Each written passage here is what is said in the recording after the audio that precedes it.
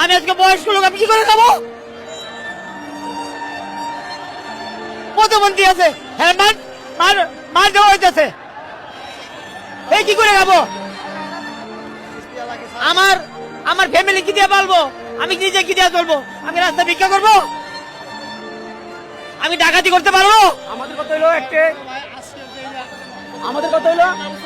আমাদের কথা হলো অটো রিক্সা চলতে হবে, আমাদের কর্ম দিক, তা না হলে কি আপনাদের বন্ধ করতে?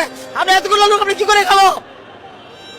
দেশের ভিতরে বড় ধরনের অভাব চলতেছে। দেশের ভিতরে সরকার নাই, তাই বলে কি এই অভাবের ভিতরে কর্ম করে করতে পারি না? আমাদের কি খাওয়ার জন্য কেউ দেওয়ার মতো কেউ নাই? দেওয়ার মতো কেউ নাই? আমাদের অটো রিক্সা চলতে হবে, আমাদের অটো রিক্সা বন্ধ করলে আমাদের কর্ম দিতে হবে।